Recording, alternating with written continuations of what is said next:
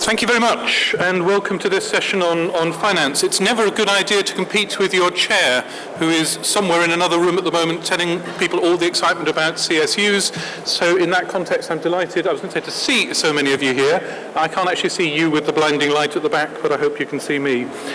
So I'm going to deal in the next 20 minutes or so with the very simple challenge of ensuring that all 211 CCGs survive their first year of operation without actually going bust. Now, on the face of it, that shouldn't be an enormous challenge. We've got a great legacy coming through from the old system with a commissioning sector surplus for future investment of about $1.5 billion. All but one of the PCTs last year achieved balance or better as at the 31st of March. Many had created the recurrent financial headroom that they need to start investing behind their improvement priorities, as well as smoothing the way through all the lumps and bumps of transition. We have, according to reports, delivered the first 2 years of the 20 billion QIP savings challenge set by David Nicholson back in 2010, and all of that's been done at a time when there's been a clear, if not entirely universal, trend of visible improvement in patient care across a wide range of performance metrics and pathways. And that's a great tribute to the leadership of commissioning organisations over a period which has been real uncertainty and challenge for many. And of course, the good news is that most of the current leaders of CCGs, and for that matter CSUs, have played a major role in all of this through their involvement in shadow boards and the like. So we don't actually start from scratch as of April the 1st.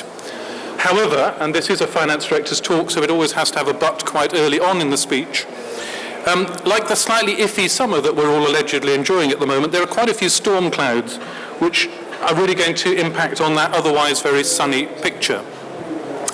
Firstly, you don't have to scratch very deep beneath the surface of the apparent financial balance in many PCTs to spot the increasingly ragged sticking plaster which holds all of that together and has done for some time. Some of it, it has to be said, borrowed from friends, family and neighbours around the patch. This is compounded, of course, in many health economies by real and increasing challenges in the provider sector, some of which are now reaching crisis point. The reforms themselves involve splitting up the commissioning sector and creating a clearer divide between providers and commissioners.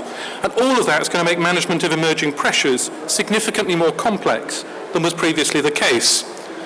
You wouldn't necessarily think it coming here today, but commissioners are having to face all of these challenges with significantly less resource than they had before. And as we all know, QIP to date, delivered as it has been heavily underpinned by short-term gains, and those opportunities are beginning to run out.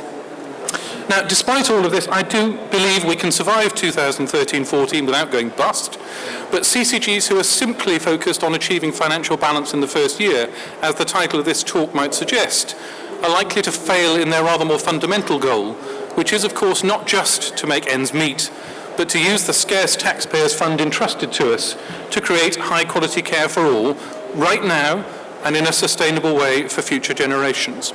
So, as the QIP sprint becomes a marathon, this is no time to get left behind. And since April, CCGs have already spent the best part of 13 billion, give or take the odd billion, and every penny counts. Now, as it is the title of the talk, I guess I need to say a few things about the basics of how to achieve balance in 13-14 before moving on to the rather wider issue of financial sustainability. We designed the planning framework in Everyone Counts that you'll all have been looking at in order to deliver an important balance between managing risk and stability in the first year whilst also maximising the funds available for patient care. As a health system, we can't afford to hold back larger reserves to protect against all the possible problems and pressures during the year. There simply isn't enough money to do this, and even if there were, it's our job to get resources as quickly as possible to where they can make the biggest difference for patients, which is generally not the finance director's bottom drawer. So in order to strike this important balance, we established some rules of success for 13-14, where CCGs have been encouraged to do three fundamental things. The first is to build or sustain the cumulative surplus of 1%, which the average CCG will have inherited from its predecessor. Second is to set aside 2% of their annual allocation to fund one-off costs of transformation and to provide financial resilience for the future. And the third, no great excitement here, is to hold the contingency of at least 0.5% that we've had in the past as well. Now, the latest proposed plans submitted in May show that the CCG sector as a whole is broadly meeting these aspirations. But, more troublingly, about a quarter of CCGs are having real difficulty making ends meet, with little or no reserves to fall back on, in quite a number of cases also a significant underlying deficit to deal with. And there's clearly a risk in that context that a number of them will tip into the red if ambitious quit plans and activity reduction plans aren't delivered, or if problems in the wider health economies which they're responsible for make it impossible to make those required improvements. And in a year which seems to me to have more uncertainty than any other that I've faced in the NHS to date, or for that matter in the 20-odd years I spent in the private sector, there are few, if any, CCGs whose finances are so secure that they can afford to take their eye off the fiscal ball. So, what are we going to do about it? Unfortunately, there are no silver bullets. If you were hoping for the secret innovation which made it all possible to do that easily, you've come to the wrong lecture. So whichever end of the spectrum from rags to riches you inhabit, it all comes down, I'm afraid, to the basics. So at the risk of teaching quite a large mob of grandmothers to suck eggs, I just want to offer you 5 thoughts drawn largely from the bitter side of my personal experience, eventful experience, I would say, in the NHS to date. And the first comes straight from my recent involvement with a highly regarded PCT, which had fallen in record time from stardom to the failure regime. The circumstances, organisational transition, change of leadership, major shifting scope of commissioning, move to a new accounting system, emerging problems on the provider side, have for me at least an uncanny resonance with our current position across the health sector. And the key learning from that experience really is that past performance is no guarantee of future success at times of transition. Whether with board members, finance directors, internal auditors or regulators, it's all too easy to rely on an apparently smooth track record without asking the really difficult questions about what's happening now. We can sometimes lose our sense of smell, if you like, and then ignore the mounting evidence that something's on fire. So we all need to work in this year above all with a presumption of heightened risk of failure. Not getting carried away with the rhetoric of light touch and liberty, relevant though those are, but instead making sure that the whole governing body, not just the hapless finance director, is keeping a vice-like grip on the detail, as well as maintaining a shared view of the big picture. I'd encourage you to think who in your organisation is going to be the one that has the nose to do the smelling, and the courage to press the fire alarm when needed. And this year, above all years, we simply don't have the luxury of having more than one version of the truth. Whether for internal reporting or in our accountability to the outside world, we've got to have a single version of the numbers and indeed of the wider performance. So that's the first point. Second point is that the planning process this year has highlighted the need for CCGs more than ever before to have a really deep understanding of the underlying recurrent financial position they've inherited. This might sound really obvious, but we've been surprisingly poor at this in the NHS to date. And our main financial metrics that we pride ourselves on, focusing on a cumulative surplus position, combining all of the achievements and failures of the past and present, and largely ignoring more immediate indicators such as cash, don't always make it easy to work out what's going on under the surface. So at its simplest, a CCG aiming for a surplus of 1% can be heading for greatness if they started out with nothing and have built the momentum to achieve that in year. Or they can be absolutely equally heading for the rocks if they started out with 5% of surplus and have used the 4% difference on things which carry a recurrent tail with them. And the differentiation between those two is paramount and has not always been clear. Now, as we went through a process of so-called deep dives into the most risky plans this year, we struggled in many cases to extract a clear and credible articulation of the underlying performance dynamics, stripping out previous external support and windfalls, adjusting for part-year effects of savings programs and investments, working out the real underlying trend in activity growth, and critically making that distinction between recurrent and non-recurrent spending. So if you haven't got that understanding right across your leadership team now, you really are flying blind. That's the second point. Thirdly, one of the curses of commissioning organisations is they don't actually have proper income lines, just an allocation of resource which can be built on assumptions and phased at will. And this has been a frequent source of problems where organisations have built their forecasts on hope of external salvation of one sort or another, or vague promises of future virtue on the spending front. But it's a particular source of complexity and challenge this year, as many of you will know all too well, because of the uncertainties around baselines related in particular to specialised commissioning. This is going to need real focus as we go through the year. We're all committed to taking this as a common problem of a start-up year. We just need to have real collaboration and cooperacy between the CCGs, between the NHS England area teams and the providers involved in all of this. If not, we will end up with a train crash, which we'll regret at our leisure. And then fourthly, there's the holy grail of QIP. Of course, QIP strategies, as we all know, need to be developed over medium-term timelines, not just as part of the annual planning process. The best QIP plans are collaborative, innovative, and designed across the whole health economy. And they must always be clinically driven, with a rigorous assessment of quality, impact, and deliverability. Now, people like me often get excited by the wide range of apparent ambition in QIP savings targets across the sector. As it happens, in the plans that we've got at the moment, they range from under 1% to over 5%, and the average just over 2.5%. But what really matters is whether they're aligned with strategic priorities, and at a much more basic level, whether the net activity growth trends which they imply are plausible and consistently reflected in contracts and plans across the health economy. If not, you can have the most elegant QIP plans in the world, the most strategically important ones, and you can have a world-class programme management office at your disposal, and all of those are important things, but they still have little chance of happening. And as the year progresses, this inevitably messy year, when changes in commissioning structures and the baseline uncertainties I mentioned just a moment or two ago are going to make comparisons of activity trends exceptionally difficult to monitor. We'll all need to invest time in spotting the wood from the trees in the activity statistics to enable us to intervene quickly when QIP schemes are going off plan. And finally, all of this suggests that we're going to need to develop some pretty clever solutions to uncertainty. What we don't need is massive reserves which generate the need for unrealistic savings assumptions, which in turn disrupt sensible capacity planning across the health economy, and as the year progresses, lead inevitably, absolutely clearly so, to a loss of grip on what the real level of ambition was at the first place. What we do need is excellent, evidence-based and sensitive in-year forecasting, with honest and transparent risk and opportunity assessment. This is not something that's been a characteristic strength of many of our predecessor organisations, but given the choppy waters we're heading into, I really, really hope that CCGs and the CSUs that support them will ensure that they're equipped with world-class navigation tools before it's too late. And particularly given the disaggregation I talked about and the baselining issues we're all struggling with, many organisations will also conclude that they need to arrange some form of risk sharing alongside the ability to forecast the icebergs as we go along.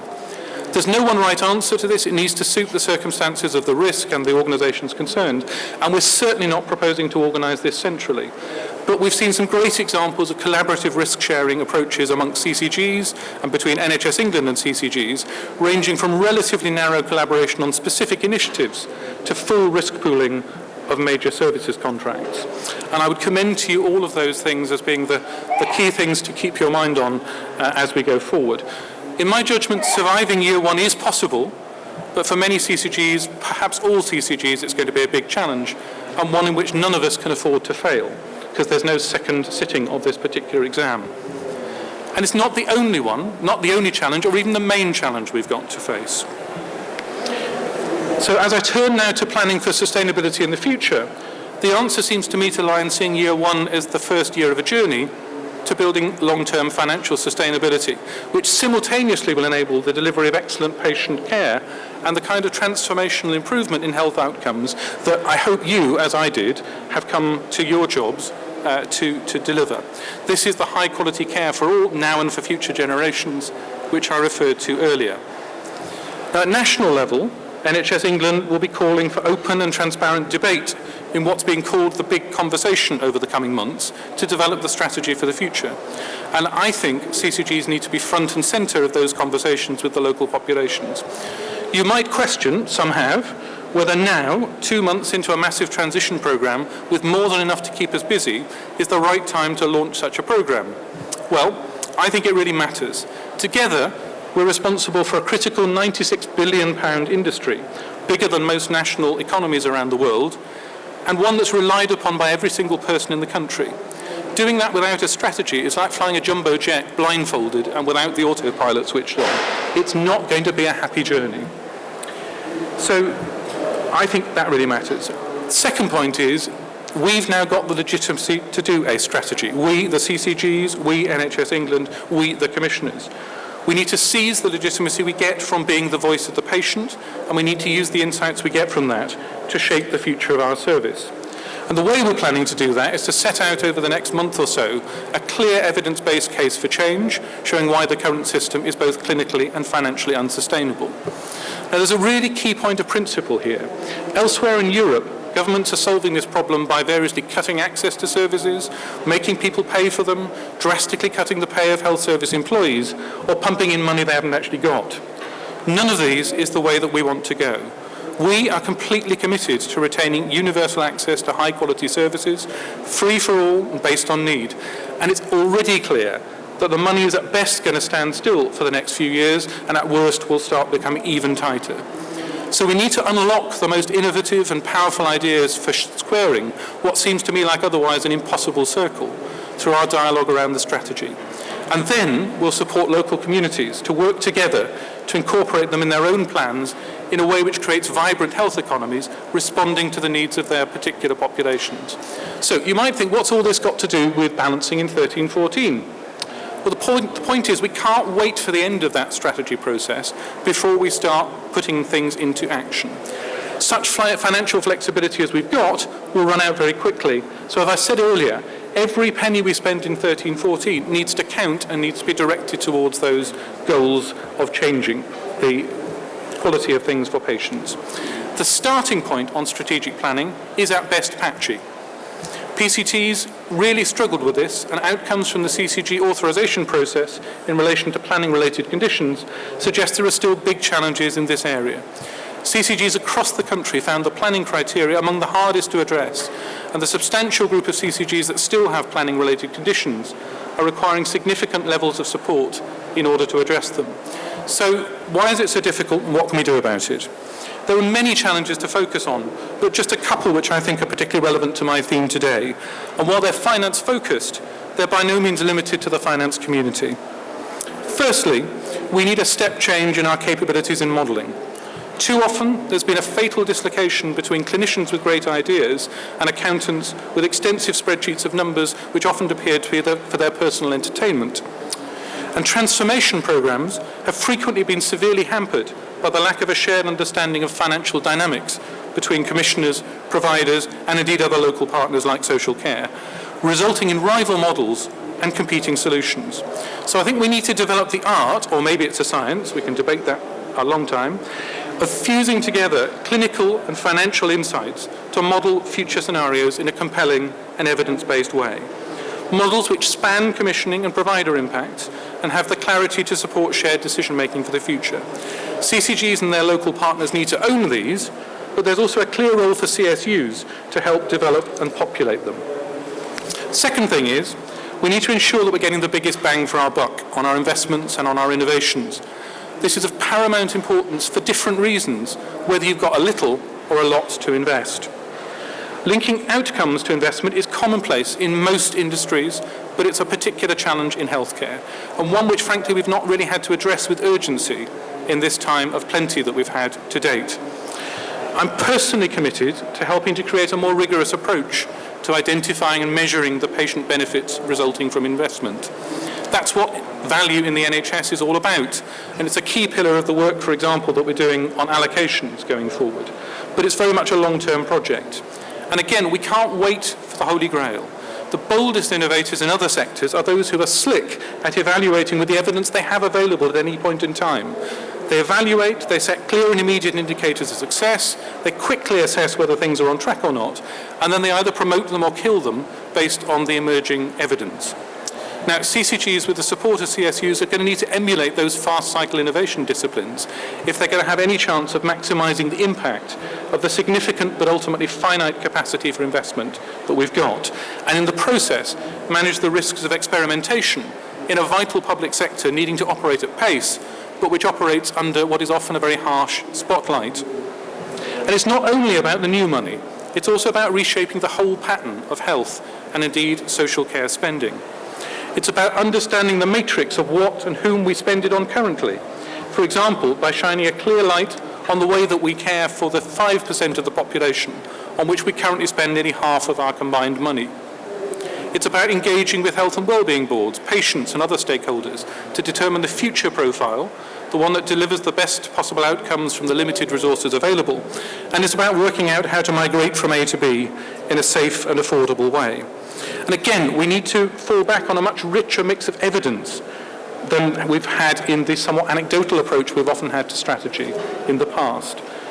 Many of you will be aware that there's a substantial analytics team in NHS England who are currently developing tools for commissioners to help with the key questions on allocative efficiency, which is what all of this boils down to. A health investment network has been established to help commissioners improve their ability to achieve the best health outcomes for every pound invested. And to support this, the team is developing and bringing together a variety of tools, old and new, covering spend, activity, outcome comparisons, and bringing them together across a range of programs to contribute insight. Now, I know that many of you have already become involved in this work. There are already 200 members of that particular network. But I would suggest to you that all CCGs need to work with their CSUs and with these networks and central resources to make use of the tools and resources we've got as they become available and start creating the sustainable spend patterns across their health economies before the money runs out. So in conclusion, the race is on, the baton has been passed firmly and squarely to CCGs, and the course is, I'm afraid, getting tougher. Surviving 1314 is going to require great discipline, great professionalism, but above all, strong collaboration across the system. But the real challenge is taking the bold steps now to position ourselves well for a future in which we need to make every penny count for the patients and for the communities we're here to serve. And there I'd like to leave it. If you have any questions on any of that, I will be happy to address them. Is my mic on? Yes. We've got a roving mic. If you want to ask Paul any questions, if you wave, it's quite difficult to see from up here with the lights, but anyone got any questions? Otherwise, I'm going to shamelessly abuse my position as chair and ask Paul. One of the biggest issues concerning CCGs at the moment, Paul, is the allocation adjustments to specialist commissioning. So in my CCG on the 1st of April, we had been authorised with no conditions. We had a robust plan involving transforming out-of-hospital care and addressing what is the worst life expectancy in the country. We had the required reserves and we were in a healthy position. 2 months later, we are posting a £7 million deficit. Entirely related to the allocation adjustments to specialist commissioning. This is causing a lot of concern to a lot of CCGs. We are assured that this will be sorted out, but really there's still a degree of worry and concern about this. The further we get into the year, the greater that concern is, and really what we'd like is some assurance from you. Well, the first assurance I can give is it's even more of a worry for me than it is for you, I think would be the first thing to say. This is a significant challenge that we've got. It's all related, of course, to the transition from one set of commissioners to another set of commissioners, the simultaneous change, if we think about it in specialised commissioning, in the scope of commissioning, the way in which we do it, provider base against population base, the policies we adopt, etc., etc. It's massively complex, and frankly, we've all been, I think, surprised by the difficulty there has been in getting that tied down. The key point, however, it's a shared problem. This is not a problem that's being dumped on one side or the other side of the CCG, NHS England divide, if you like, if there is such a divide. It's a shared problem. Together we've got to work as quickly as we can now. We're making quick progress, but we're still some way off it at the moment, to get plans which have a sensible balance, where we've got the resource as best we can estimate it in the right place to match the expenditure as we think it's going to fall. Equally importantly, the plan will be great. The plan will be, I'm sure, as good as we can make it. As the year progresses, we're going to have really robust mechanisms of seeing where the cost actually falls, and then, frankly, moving the resource as appropriate to ensure that we don't get the kind of distorting impacts on quick programs that you talked about earlier. So that's where we're at on it, and I'm absolutely committed to making sure that this doesn't become the thing which ruins individual people's plans or leaves us in major difficulties in 13-14, but it is a very big challenge as you suggest. The one reassuring thing is we haven't suddenly invented a whole nother set of patients or a whole nother set of treatments across the board. So the totality of this ought to be self-balancing. We're just struggling to make sure the balance falls in the right places. Thank you. Any questions for Paul? Hello. Hi, I'm Ian Mack. I'm chair of CCG in Norfolk. One thing which has also changed and has a financial impact has been the approach to NHS continuing health care claims, and the fact this is now landed on our budget line. It's a historical cost, and it's one which is certainly causing difficulty to many CCGs which have large numbers of older people historically. So what are you doing to lobby on this? Because as I understand it, in at least the last year, the Department of Health actually sent £1 billion back to the Exchequer in terms of a surplus of total NHS costs within the UK. So what are you lobbying to do to make sure we get redress of this money, because that will derail a number of us as CCGs in this financial year? So it's all caught up in discussion which we continue to have with the Department of Health around the balance of risks for this year. Now, in theory, and I hope in practice, a large part of the historic liabilities will have been covered by the provisions which have come across from the previous system. To the extent that isn't the case, we've got clearly a bigger exposure than that would imply. But again, it's a little bit like the specialised commissioning thing. I'm not seeing that as being something which we're simply dumping on individual organisations. It will be collaborative amongst us in the system. And as part of our shared risk management with the Department of Health, there is a very clear recognition that continuing healthcare will bring us some issues this year to deal with, which we will deal with in the round and make sure that that risk is managed together.